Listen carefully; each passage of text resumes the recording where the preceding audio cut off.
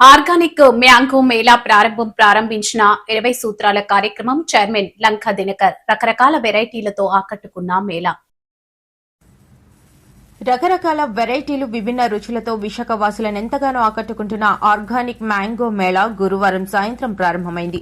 Go ఆధారిత ప్రకృతి వ్యవసాయదారుల సంఘం నేతృత్వంలో లాసెన్స్ బే కాలనీ కామత్ హోటల్ ప్రక్కన ఉన్న బీజేపీ కార్యాలయం ఆవరణలో ఈ మేళాను రాష్ట 20 సూత్రాల అమలు కార్యక్రమం చైర్మన్ లంకా దినకర్ ప్రారంభించారు.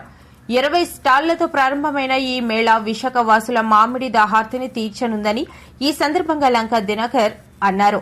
పూర్తిగా సేంద్రియ పద్దతుల్లో ఎరువులు, రసాయనాలు, క్రిమి సంహారక మందులు లేకుండా ప్రకృతి పరంగా పండించిన మామిడి అందుబాటులోకి రావడం విశాఖ వాసుల అదృష్టమని పేర్కొన్నారు.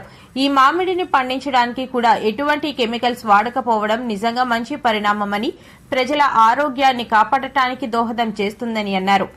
ఎన్నో రకాలు గురువారం ప్రారంభమైన ఈ మేళా శుక్ర, శని, ఆదివారాల్లో ఉదయం 8 గంటల నుండి రాత్రి 8 గంటల వరకు ఉంటుందని గో ఆధారిత వ్యవసాయదారుల సంఘం అధ్యక్షులు దాట్ల సుబ్రహ్మణ్య వర్మ చెప్పారు.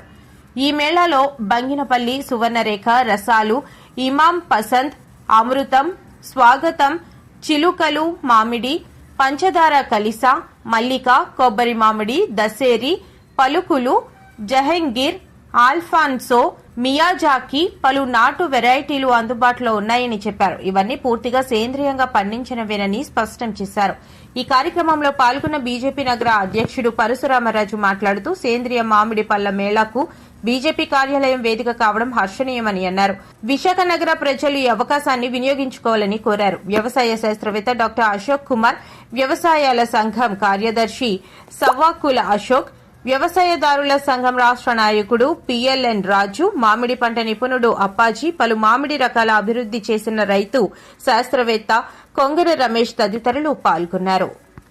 మీకు మా వార్తలు నచ్చినట్లయితే మా ఛానల్ ని సబ్స్క్రైబ్ చేయండి, లైక్ చేయండి, కామెంట్ చేయండి. మరిన్ని వార్తల కోసం R9 టీవీ ఛానల్ ని చూస్తూ ఉండండి.